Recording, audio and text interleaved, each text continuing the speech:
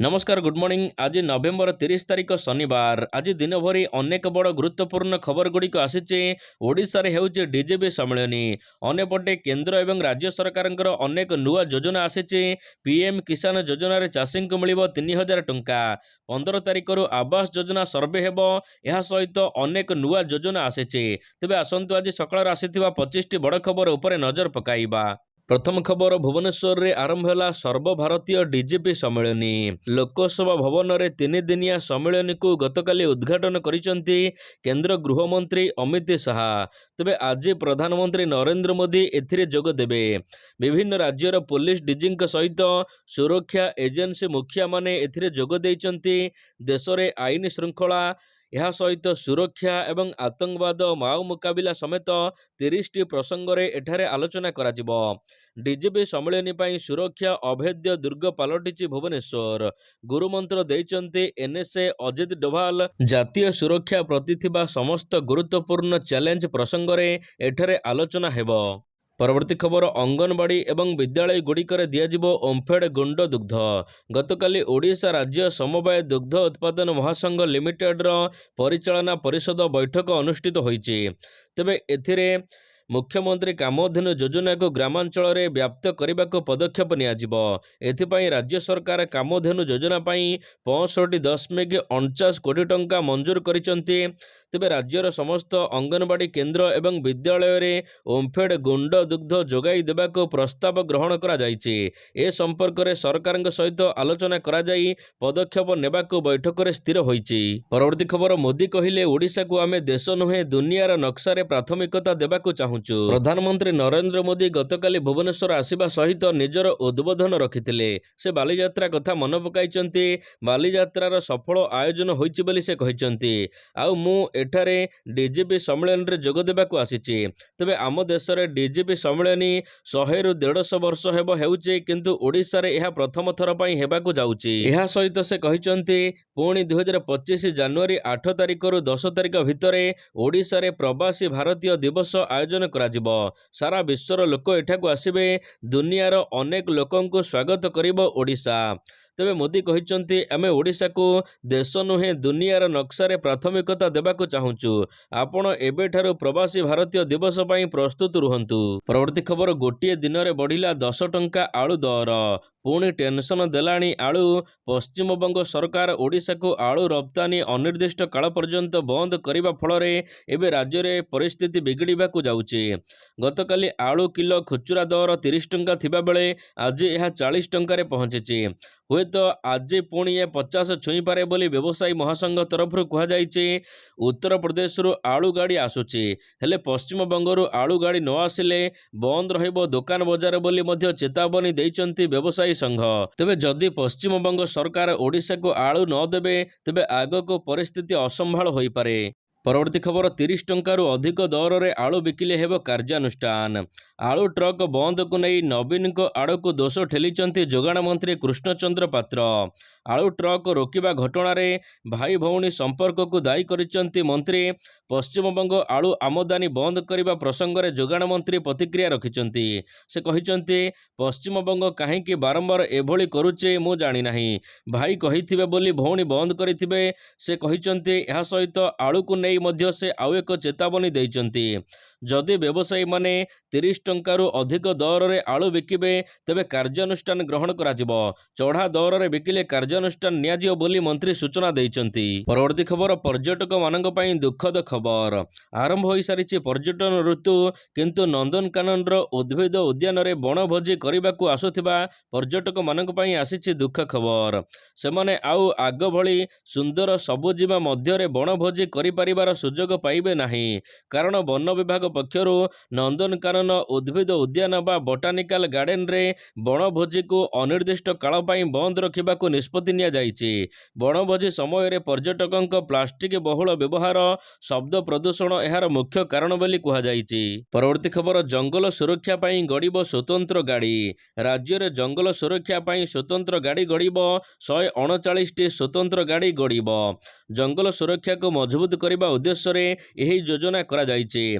ତେବେ ଏହି ଯୋଜନାରେ ବିଭିନ୍ନ ଜଙ୍ଗଲ ଓ ବନ୍ୟପ୍ରାଣୀ ବିଭାଗକୁ 3ଟି ପ୍ରକାରର 139ଟି ଯାନ ଯୋଗାଇ ଦେବାକୁ ବ୍ୟବସ୍ଥା ହୋଇଛି।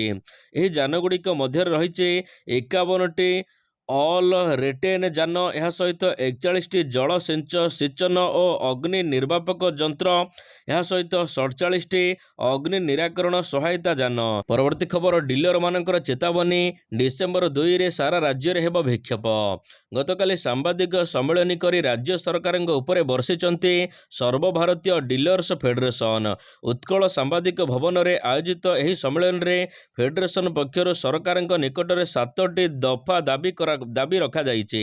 ସେଗୁଡ଼ିକ ହେଲା: ଅନ୍ୟ ରାଜ୍ୟ ସରକାରଙ୍କ ପରି କ୍ୱିଣ୍ଟାଲ ପିଛା 200 ଟଙ୍କା ପାରିଶ୍ରମିକ ଅର୍ଥ ପ୍ରଦାନ କରିବା, କରୋନା ସମୟରେ ବାକି ଥିବା ଅର୍ଥ ପ୍ରଦାନ କରିବା, KYC ବାବଦରେ ପାରିଶ୍ରମିକ ପ୍ରଦାନ କରିବା, ଏହା ସହିତ ସାମଗ୍ରୀ ବଣ୍ଟନ ସମୟରେ server down, link fail, network ସମସ୍ୟାର ସ୍ଥାୟୀ ସମାଧାନ କରିବା, ଏହା ସହିତ 3 ବର୍ଷିଆ ନବୀକରଣ କରିବା ଏବଂ ଜାତୀୟ ଖାଦ୍ୟ ସୁରକ୍ଷା 2013 ନିୟମ ଅନୁସାରେ ଖୁଚୁରା ବିକ୍ରେତାମାନଙ୍କୁ ଅଗ୍ରିମ ପାରିଶ୍ରମିକ ପ୍ରଦାନ କରିବା। ପରବର୍ତ୍ତୀ ଖବର, ବଣ୍ଡାଙ୍କୁ ମିଳିନି ସୁଭଦ୍ରା ଯୋଜନା ଟଙ୍କା।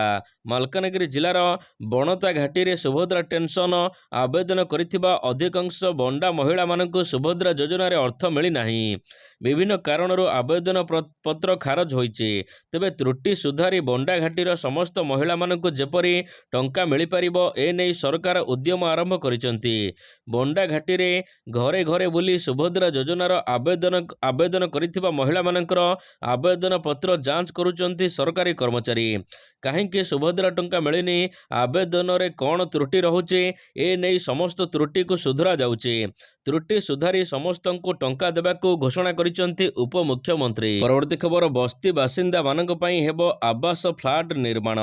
ସହରାଞ୍ଚଳର ବସ୍ତି ବାସିନ୍ଦା ତଥା ଭୂମିହୀନ ଲୋକମାନଙ୍କୁ ସରକାରୀ ଜମି ଆବଣ୍ଟନ ସହିତ ଆବାସ ଯୋଜନାରେ ସାମିଲ କରିବାକୁ ପୂର୍ବରୁ ଘରଟିଏ ଯୋଗାଇ ଦେବାକୁ ମଧ୍ୟ ବହୁ ଉଦ୍ୟମ କରାଯାଇଥିଲା, କିନ୍ତୁ ଆଖିଦୃଶିଆ ସଫଳତା ମିଳିନି। ପୂର୍ବ ସରକାର ଅମଳରେ ଭୂମିହୀନ ବସ୍ତି ବାସିନ୍ଦାଙ୍କୁ କେବଳ ଜମି ଅଧିକାର ପ୍ରମାଣପତ୍ର ବଣ୍ଟନ କରାଯାଇଥିଲା। ମାତ୍ର ପ୍ରଧାନମନ୍ତ୍ରୀ ଆବାସ ଯୋଜନା ଅନ୍ତର୍ଗତ ଫ୍ଲାଟ ନିର୍ମାଣ କରାଯାଇ ଭୁବନେଶ୍ୱର ସହିତ ରାଜ୍ୟର ସମସ୍ତ ବସ୍ତି ବାସିନ୍ଦାଙ୍କୁ ଏଠାରେ ଥଇଥାନ କରାଯିବାକୁ ଲକ୍ଷ୍ୟ ରଖାଯାଇଛି। ପରବର୍ତ୍ତୀ ଖବର, 30 ତାରିଖ ସୁଦ୍ଧା ବାଲିଯାତ୍ରା ପଡ଼ିଆକୁ ସ୍ୱଚ୍ଛ କରିବାକୁ ନିର୍ଦ୍ଦେଶ। ଉପର ଓ ତଳ ବାଲିଯାତ୍ରା ପଡ଼ିଆ ପ୍ରଦୂଷିତ ହୋଇଛି। ବାଲିଯାତ୍ରା ସରିବା ପରେ ମଧ୍ୟ ଏପର୍ଯ୍ୟନ୍ତ ଅଳିଆ ସଫା ହୋଇନି। ପଡ଼ିଆ ଭିତରୁ କୁଢ଼ କୁଢ଼ ଆବର୍ଜନା ପଡ଼ି ରହିଛି। ଏନେଇ ହାଇକୋର୍ଟ କ୍ଷୁବ୍ଧ ହେବା ସହିତ ଜିଲ୍ଲାପାଳ ଏବଂ କଟକ ମହାନଗର ନିଗମ CMCକୁ କମିଶନଙ୍କ ଉପରେ ଅସନ୍ତୋଷ ପ୍ରକାଶ କରିଛନ୍ତି। ଆସନ୍ତା 30 ତାରିଖ ସୁଦ୍ଧା ବାଲିଯାତ୍ରା ପଡ଼ିଆକୁ ସମ୍ପୂର୍ଣ୍ଣ ସ୍ୱଚ୍ଛ କରିବାକୁ ପଦକ୍ଷେପ ନେବାକୁ ହାଇକୋର୍ଟ ନିର୍ଦ୍ଦେଶ ଦେଇଛନ୍ତି। ପରବର୍ତ୍ତୀ ଖବର, ଡିସେମ୍ବର 15 ତାରିଖ ଠାରୁ ଆବାସ ଯୋଜନା ସର୍ଭେ। ଆସନ୍ତା ଡିସେମ୍ବର 15 ତାରିଖରେ ପ୍ରଧାନମନ୍ତ୍ରୀ ଆବାସ ଯୋଜନା ବା PM ଆବାସ ଯୋଜନା ଗ୍ରାମୀଣର ନୂଆ ସର୍ଭେ ଆରମ୍ଭ କରାଯିବ। ସବୁ ଯୋଗ୍ୟ ପରିବାରକୁ ଘର ମିଳିବ। ନିଜକୁ ଯୋଗ୍ୟ ମନେ କରୁଥିବା ସମସ୍ତ ପରିବାର ସର୍ଭେ ନିୟମରେ ନିଜେ ତାଲିକାଭୁକ୍ତ ହୋଇପାରିବେ। ପ୍ରତ୍ୟେକ ଗାଁରେ ସର୍ଭେ ପାଇଁ ନିର୍ଦ୍ଦିଷ୍ଟ ବ୍ଲକର କର୍ମଚାରୀମାନଙ୍କୁ ଦାୟିତ୍ୱ ନ୍ୟସ୍ତ କରାଯାଇଛି। ଠିକ୍ ସର୍ଭେ ପାଇଁ ସମ୍ପୃକ୍ତ ବ୍ଲକ କର୍ମଚାରୀଙ୍କୁ ଉତ୍ତରଦାୟୀ କରାଯିବ। ସମସ୍ତ ଯୋଗ୍ୟ ପରିବାର କିଭଳି ଘର ପାଇପାରିବେ, ଆବାସ ଯୋଜନାରେ ସର୍ତ୍ତାବଳୀକୁ ସରକାର କୋହଳ କରିଛନ୍ତି। ତେବେ ସର୍ଭେରେ ଥିବା ସମସ୍ତ ଯୋଗ୍ୟ ପରିବାର ତାଲିକାକୁ ପଞ୍ଚାୟତ ଅଫିସ, ଅଙ୍ଗନବାଡ଼ି କେନ୍ଦ୍ର, ସ୍କୁଲ ଏବଂ ଗାଁର ମୁଖ୍ୟ ସ୍ଥାନଗୁଡ଼ିକରେ ସାଧାରଣ ଲୋକଙ୍କ ଜାଣିବା ପାଇଁ ପ୍ରଦର୍ଶନ କରାଯିବ। ପରବର୍ତ୍ତୀ ଖବର, ରାଜ୍ୟର 10ଟି ଜିଲ୍ଲାରେ ଆଉ 20ଟି ଶିଳ୍ପ ପ୍ରକଳ୍ପକୁ ମଞ୍ଜୁରୀ ମିଳିଛି। ରାଜ୍ୟରେ ଆଉ 1,36,662.24 କୋଟି ଟଙ୍କାର 20ଟି ବୃହତ ପୁଞ୍ଜିନିବେଶ ପ୍ରକଳ୍ପକୁ ମଞ୍ଜୁରୀ ମିଳିଛି। ଏହି ପ୍ରକଳ୍ପ କାର୍ଯ୍ୟକ୍ଷମ ହେଲେ ରାଜ୍ୟରେ 74,350ଟି ଅତିରିକ୍ତ ନିଯୁକ୍ତି ସୁଯୋଗ ସୃଷ୍ଟି ହୋଇପାରିବ। ଇସ୍ପାତ, ରାସାୟନିକ ପଦାର୍ଥ, ଏହା ସହିତ ସବୁଜ ଶକ୍ତି, ବସ୍ତ୍ର ଆଦି ବିଭିନ୍ନ କ୍ଷେତ୍ରକୁ ବିସ୍ତାର କରୁଥିବା ଏହି ପ୍ରକଳ୍ପଗୁଡ଼ିକ 74,350ରୁ ଅଧିକ ଲୋକଙ୍କୁ ନିଯୁକ୍ତି ଦେଇପାରିବ। ତେବେ ଦିଲ୍ଲୀ, ମୁମ୍ବାଇ, ସିଙ୍ଗାପୁରରେ ଆୟୋଜିତ ଉତ୍କର୍ଷ ଓଡ଼ିଶା ରୋଡ୍ ଶୋର ସଫଳତା ଦ୍ୱାରା ପୂର୍ବ ଭାରତର ଅଗ୍ରଣୀ ପୁଞ୍ଜିନିବେଶ କମ୍ପାନୀମାନେ ଓଡ଼ିଶାକୁ ଆସୁଥିବା ମୁଖ୍ୟମନ୍ତ୍ରୀ କହିଛନ୍ତି। ପରବର୍ତ୍ତୀ ଖବର 5 ମାସର ରିପୋର୍ଟ କାର୍ଡ ପ୍ରସ୍ତୁତ କରିଛି ବିଜେପି। ଶୁକ୍ରବାରଠାରୁ 3 ଦିନିଆ 59ତମ ଡିଜିଆଇଜି ସମ୍ମିଳନୀ ଓଡ଼ିଶାରେ ଆରମ୍ଭ ହୋଇଛି। ଏହାର ମଧ୍ୟରେ ପ୍ରଧାନମନ୍ତ୍ରୀ ଓଡ଼ିଶା ମଧ୍ୟ ଆସିଛନ୍ତି। ତେବେ ମୋଦିଙ୍କ ଗସ୍ତକୁ ନେଇ ରାଜ୍ୟ ବିଜେପି ଶିବିର ଢେର ଉତ୍ସାହିତ ଅଛି। ମୋଦିଙ୍କ ଗସ୍ତକୁ ନେଇ ଗୃହ ଓ ନଗର ଉନ୍ନୟନ ମନ୍ତ୍ରୀ କୃଷ୍ଣଚନ୍ଦ୍ର ପାତ୍ର କହିଛନ୍ତି, ପ୍ରଧାନମନ୍ତ୍ରୀଙ୍କ ସମସ୍ତ ପ୍ରଶ୍ନର ଆମେ ଉତ୍ତର ଦେଇଛୁ। ଏହା ସହିତ ରିପୋର୍ଟ କାର୍ଡ ମଧ୍ୟ ପ୍ରସ୍ତୁତ କରାଯାଇଛି। ମୋଦି ସରକାର ଲୋକଙ୍କର ସରକାର। ଗତ ମାସରେ ଆମ ସରକାର କ'ଣ ସବୁ କାମ କରିଛନ୍ତି, କ'ଣ ସବୁ ଯୋଜନା କରିଛନ୍ତି, ଏ ସମ୍ପର୍କରେ ପ୍ରଧାନମନ୍ତ୍ରୀଙ୍କୁ ଅବଗତ କରାଯିବ 5 ମାସର ରିପୋର୍ଟ କାର୍ଡ। ଏହା ସହିତ ସଂଗଠନକୁ ନେଇ ମଧ୍ୟ ଆଲୋଚନା ହେବ। ଏ ନେଇ ସୂଚନା ଦେଇଛନ୍ତି ମନ୍ତ୍ରୀ କୃଷ୍ଣଚନ୍ଦ୍ର ପାତ୍ର। ପରବର୍ତ୍ତୀ ଖବର ପୁରସ୍କାର ପାଇଲା ଓଡ଼ିଶାର ପାଟପୁର ଥାନା। ଗଞ୍ଜାମ ଜିଲ୍ଲାର ପାଟପୁର ଥାନାକୁ ପୁରସ୍କୃତ କରିଛନ୍ତି ଅମିତ ଶାହା। ଦେଶର ଦ୍ୱିତୀୟ ଶ୍ରେଷ୍ଠ ଥାନା ଭାବରେ ପୁରସ୍କୃତ ହୋଇଛି। ତେବେ ଏହି ପୁରସ୍କାରକୁ ଗ୍ରହଣ କରିଛନ୍ତି ପାଟପୁର ଆଇଆଇସି ସବ୍ୟସାଚୀ ମଲ୍ଲ। ଲୋକସଭା ଭବନରେ ଆୟୋଜିତ ଡିଜିପି ସମ୍ମିଳନୀରେ ପୁରସ୍କୃତ ହୋଇଛି। ପୁଣି ଥରେ ଓଡ଼ିଶାର ଥାନାକୁ ମିଳିଛି ଦେଶର ଶ୍ରେଷ୍ଠ ଥାନା ଭାବରେ ପୁରସ୍କାର। ଗଞ୍ଜାମ ଜିଲ୍ଲାର ପାଟପୁର ଥାନାକୁ 2024 ପାଇଁ କେନ୍ଦ୍ର ଗୃହ ମନ୍ତ୍ରାଳୟ ଦ୍ୱାରା ସର୍ବୋତ୍ତମ ପୋଲିସ ଷ୍ଟେସନ ଭାବରେ ମନୋନୀତ କରାଯାଇଛି। ପରବର୍ତ୍ତୀ ଖବର ରାଜ୍ୟରେ 2 ଦିନ କମିବ ଶୀତର ପ୍ରକୋପ, 12 ଜିଲ୍ଲାରେ ବର୍ଷା। ରାଜ୍ୟରେ ଗତ କିଛି ଦିନ ହେବ ଶୀତ ଲହରୀ ଜାରି ରହିଥିବା ବେଳେ ଏବେ ଶୀତ ସାମାନ୍ୟ କମିଛି। ଆକାଶ ମେଘୁଆ ରହିବା ସହିତ ଉପକୂଳ ଓଡ଼ିଶାରେ କାଁ ଭାଁ ବର୍ଷା ହୋଇପାରେ।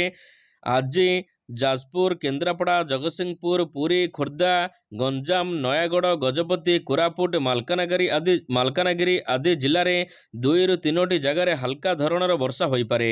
ସେହିପରି ମୟୂରଭଞ୍ଜ, କେନ୍ଦୁଝର, ଦେବଗଡ଼, ସୁନ୍ଦରଗଡ଼, ମାଲକାନଗିରି, କୋରାପୁଟ, ରାୟଗଡ଼ା, କଳାହାଣ୍ଡି, ନବରଙ୍ଗପୁରରେ କାଁ ଭାଁ ବର୍ଷା ମଧ୍ୟ ସମ୍ଭାବନା ରହିଛି। ଡିସେମ୍ବର ପହିଲାରୁ ରାଜ୍ୟରେ ଶୁଖିଲା ପାଗ ରହିବ। ବର୍ତ୍ତମାନ ରାଜ୍ୟରେ ଶୀତର ପ୍ରକୋପ କମିବ। ଆସନ୍ତା 2 ଦିନ ପର୍ଯ୍ୟନ୍ତ 4 ଡିଗ୍ରୀ ପର୍ଯ୍ୟନ୍ତ ପୂର୍ବାନୁମାନ କରାଯାଇଛି ତାପମାତ୍ରା କମିବ। ପରବର୍ତ୍ତୀ ଖବର ମହାରାଷ୍ଟ୍ର ନିର୍ବାଚନରେ ଅନିୟମିତତା ହୋଇଛି କହିଲା କଂଗ୍ରେସ। ମହାରାଷ୍ଟ୍ର ନିର୍ବାଚନରେ ହୋଇଥିବା ଶୋଚନୀୟ ପରାଜୟକୁ କଂଗ୍ରେସ ଏପର୍ଯ୍ୟନ୍ତ ଭୁଲି ପାରୁନି। ତେବେ ଦଳ ତରଫରୁ ସହଜରେ ଏହାକୁ ଗ୍ରହଣ କରାଯାଇ ପାରୁନାହିଁ। ଦଳ ଏବେ ନିର୍ବାଚନ ଅନିୟମିତତା ହୋଇଥିବା ନେଇ ଏକ ଅଭିଯୋଗ ନିର୍ବାଚନ କମିଶନଙ୍କ ନିକଟରେ କରିଛି। ଦଳ ଅଭିଯୋଗ କରିଛି ଯେ ଭୋଟର ତାଲିକାରୁ ମନଇଚ୍ଛା ଭୋଟରମାନଙ୍କର ନାଁ କଟାଯାଇଛି ଓ ପ୍ରତ୍ୟେକ ନିର୍ବାଚନ ମଣ୍ଡଳୀରେ 10,000 ଭୋଟ ଯୋଡ଼ାଯାଇଛି। ଏପରି ଭାବରେ ଜୁଲାଇ 2024ରୁ ନଭେମ୍ବର 2024 ମଧ୍ୟରେ ରାଜ୍ୟରେ ମୋଟ 47 ଲକ୍ଷ ନୂଆ ଭୋଟର ସାମିଲ କରାଯାଇଛି। ଦଳ ଅଭିଯୋଗ କରିଛି ଯେ ଭୋଟର ତାଲିକାରୁ ମନଇଚ୍ଛା ଭୋଟରମାନଙ୍କର ନାଁ କାଟି ଦିଆଯାଇଛି। ପରବର୍ତ୍ତୀ ଖବର ଚାଷୀଙ୍କୁ ମିଳିବ ପିଏମ୍ କିଷାନ ଯୋଜନାର 19ତମ କିସ୍ତିରେ 3,000 ଟଙ୍କା। ପ୍ରଧାନମନ୍ତ୍ରୀ କିଷାନ ସମ୍ମାନ ନିଧି ଯୋଜନାର ହିତାଧିକାରୀମାନଙ୍କ ପାଇଁ ଖୁସି ଖବର ଆସିଛି। ତେବେ 19ତମ କିସ୍ତିକୁ ଚାଷୀମାନେ ଅପେକ୍ଷା କରିଛନ୍ତି। ଯେଉଁ ଚାଷୀମାନେ 60 ବର୍ଷ ବୟସ ପୂରଣ କରିଛନ୍ତି ସେମାନଙ୍କୁ 19ତମ କିସ୍ତିରେ 3,000 ଟଙ୍କା ଦେବାକୁ ଯୋଜନା କରୁଛନ୍ତି ସରକାର। ଏହା ସହିତ ସମୁଦାୟ 500 ଟଙ୍କା ଯୋଗ୍ୟ କୃଷକ ଆକାଉଣ୍ଟକୁ ଦିଆଯିବ। କେବଳ ଗତ ମାସରେ କୃଷକମାନଙ୍କ ପାଇଁ 18ତମ କିସ୍ତି ରିଲିଜ କରାଯାଇଥିଲା। ଏବେ 19ତମ କିସ୍ତି ଖୁବ୍ ଶୀଘ୍ର କୃଷକମାନଙ୍କୁ ମଧ୍ୟ ଦିଆଯିବ। ସୂଚନା ଅନୁସାରେ କୃଷକମାନଙ୍କୁ ଫେବୃଆରୀ ମାସ ସୁଦ୍ଧା 19ତମ କିସ୍ତି ଦିଆଯିବ। ପରବର୍ତ୍ତୀ ଖବର ଓଡ଼ିଶାରୁ ମହିଳା ମାଓବାଦୀ ଗିରଫ। ଦିନକୁ ଦିନ ମାଓବାଦୀଙ୍କ ଦୁର୍ବିପାକ ବୃଦ୍ଧି ପାଉଥିବା ବେଳେ ମାଲକାନଗିରି ପୁଲିସକୁ ମିଳିଛି ବଡ଼ ସଫଳତା। ଓଡ଼ିଶାରୁ ଗିରଫ ହୋଇଛନ୍ତି ଛତିଶଗଡ଼ ମହିଳା ମାଓବାଦୀ। କମ୍ବିଂ ଅପରେସନ ବେଳେ ଜଣେ ମହିଳା ମାଓବାଦୀକୁ ଗିରଫ କରିଛି ଓଡ଼ିଶା ପୁଲିସ। ତେବେ ଏହି ମାଓବାଦୀକୁ ଧରିବାକୁ ମୁଣ୍ଡ ପିଛା 2 ଲକ୍ଷ ଟଙ୍କାର ପୁରସ୍କାର ରାଶି ଘୋଷଣା କରାଯାଇଥିଲା। ପରବର୍ତ୍ତୀ ଖବର ଡିସେମ୍ବର 1ରୁ ବଦଳିବ ଅନେକ ନିୟମ। ଆଉ ଗୋଟିଏ ଦିନ ପରେ ଡିସେମ୍ବର ମାସ ଆରମ୍ଭ ହେବାକୁ ଯାଉଛି। ଡିସେମ୍ବର ମାସରେ ଅନେକ ପରିବର୍ତ୍ତନ ହେବାକୁ ଯାଉଛି। ଯେପରିକି ଡିସେମ୍ବର 1 ତାରିଖରୁ 19 କିଲୋ ବିଶିଷ୍ଟ କମର୍ସିଆଲ ସିଲିଣ୍ଡରର ଦର ବୃଦ୍ଧି ପାଇବ। ତେଣୁ ଡିସେମ୍ବର ପହିଲାରୁ କମ୍ପାନୀଗୁଡ଼ିକ ପୁଣି ଥରେ ସିଲିଣ୍ଡରର ନୂଆ ଦରଦାମ ଲାଗୁ କରିବେ। ଅନ୍ୟପଟେ କ୍ରେଡିଟ୍ କାର୍ଡ ବ୍ୟବହାର କରୁଥିଲେ ମଧ୍ୟ ଏଥିରେ ପରିବର୍ତ୍ତନ କରାଯିବ। ବିଶେଷ କରି ଷ୍ଟେଟ୍ ବ୍ୟାଙ୍କ ଅଫ୍ ଇଣ୍ଡିଆର କ୍ରେଡିଟ୍ କାର୍ଡରେ ଡିଜିଟାଲ ଗେମିଂ ପ୍ଲାଟଫର୍ମରେ ଟ୍ରାଞ୍ଜାକ୍ସନ ନିୟମକୁ ବଦଳା ଯାଉଛି। ଏହା ସହିତ ଟ୍ରାଇ ପକ୍ଷରୁ ବିଜନେସ୍ ମେସେଜ ଏବଂ OTPକୁ ନେଇ ନୂଆ ଗାଇଡଲାଇନ୍ ଜାରି କରାଯାଇଛି, ଯାହା ଆସନ୍ତା ମାସରୁ ଲାଗୁ ହେବ। ପରବର୍ତ୍ତୀ ଖବର ଭାରତ ତିଆରି କରିବ ବୁଲେଟ ଟ୍ରେନ୍। ଭାରତର ବୁଲେଟ ଟ୍ରେନ୍ ପ୍ରକଳ୍ପକୁ ନେଇ ଆସିଛି ବଡ଼ ଅପଡେଟ୍। ଭାରତ ଆଉ ଜାପାନ ଠାରୁ ବୁଲେଟ ଟ୍ରେନ୍ କିଣିବ ନାହିଁ, ବରଂ ନିଜେ ନିର୍ମାଣ କରିବ। ଜାପାନର ଶିବସେନାଠାରୁ ବୁଲେଟ୍ ଟ୍ରେନ୍ କିଣିବାକୁ ନେଇ ଭାରତ ସରକାର ଯୋଜନା କରିଥିଲେ, ହେଲେ ଏବେ ଆମ ଦେଶରେ ବୁଲେଟ୍ ଟ୍ରେନ୍ ଉତ୍ପାଦନ କରାଯିବ, ଯାହାର ଘଣ୍ଟା ପ୍ରତି ବେଗ ରହିବ 280 କିଲୋମିଟର। ବୁଧବାର ଦିନ ସଂସଦରେ ଏନେଇ ସୂଚନା ଦେଇଛନ୍ତି କେନ୍ଦ୍ର ରେଳମନ୍ତ୍ରୀ ଅଶ୍ୱିନୀ ବୈଷ୍ଣବ। ପରବର୍ତ୍ତୀ ଖବର, ବାଂଲାଦେଶରେ ହିନ୍ଦୁଙ୍କ ସୁରକ୍ଷାକୁ ନେଇ ବଢ଼ିଲା ଚିନ୍ତା। ବାଂଲାଦେଶରେ ହିନ୍ଦୁଙ୍କ ଉପରେ ବଢ଼ିବାରେ ଲାଗିଛି ଅତ୍ୟାଚାର। ବିଭିନ୍ନ ସ୍ଥାନରେ ହିନ୍ଦୁମାନଙ୍କୁ ଟାର୍ଗେଟ କରାଯାଉଛି। ଧର୍ମାନୁଷ୍ଠାନରେ ମଧ୍ୟ ଆକ୍ରମଣର ଚିତ୍ର ସାମ୍ନାକୁ ଆସୁଛି, ଯାହାକୁ ନେଇ ଏବେ ଆମେରିକାରୁ ଆସିଛି ବଡ଼ ବୟାନ। ବାଂଲାଦେଶ ଉପରେ ସ୍ୱତନ୍ତ୍ର ଧ୍ୟାନ ଦେବାକୁ ଡୋନାଲ୍ଡ ଟ୍ରମ୍ପ କହିଛନ୍ତି। ସେପଟେ ବାଂଲାଦେଶରେ ପୂର୍ବତନ ପ୍ରଧାନମନ୍ତ୍ରୀ ଶେଖ୍ ହାସିନା ହିନ୍ଦୁ ସାଧୁସନ୍ଥମାନଙ୍କୁ ଗିରଫ କରାଯିବାକୁ ନେଇ ନିନ୍ଦା ପ୍ରକଟ କରିବା ସହିତ ତୁରନ୍ତ ମୁକ୍ତ କରାଇବାକୁ ଦାବି କରିଛନ୍ତି। ପରବର୍ତ୍ତୀ ଖବର, ଚାମ୍ପିୟନ୍ ଟ୍ରଫିକୁ ନେଇ ଆଇସିସିକୁ ଧମକ ଦେଲାଣି ପାକିସ୍ତାନ କ୍ରିକେଟ ବୋର୍ଡ। ଆସନ୍ତା ବର୍ଷ ପାକିସ୍ତାନରେ ହେବାକୁ ଥିବା ଚାମ୍ପିୟନ୍ ଟ୍ରଫିକୁ ନେଇ ଲାଗି ରହିଛି ଦ୍ୱନ୍ଦ୍ୱ। ଚାମ୍ପିୟନ୍ ଟ୍ରଫି ପାଇଁ ଭାରତ ପାକିସ୍ତାନ ଗସ୍ତକୁ ମନା କରିବା ଫଳରେ ଏହି ବିବାଦର ନାଁ ଧରୁନି ଥମିବାର। ତେଣୁ ଆଇସିସି ଉଭୟ ବୋର୍ଡକୁ ନେଇ ହସ୍ତକ୍ଷେପ କରିବାକୁ ଏକ ବୈଠକ କରିଛି। ଏହି ବୈଠକରେ କିନ୍ତୁ ନିଷ୍କ୍ରିୟ ବାହାରି ପାରିନାହିଁ। ପାକିସ୍ତାନ କ୍ରିକେଟ ବୋର୍ଡ ପୁଣି ଥରେ ଧମକ ଦେଇଛି, ଚାମ୍ପିୟନ୍ ଟ୍ରଫି ପାଇଁ ଭାରତ ପାକିସ୍ତାନ ଗସ୍ତ ନ କଲେ ବୋର୍ଡ ଏହାର ପ୍ରତିଶୋଧ ନେବ ବୋଲି କହିଛି ପିସିବି। ଆଇସିସିକୁ ଏଭଳି ଧମକ ଦେଇଛି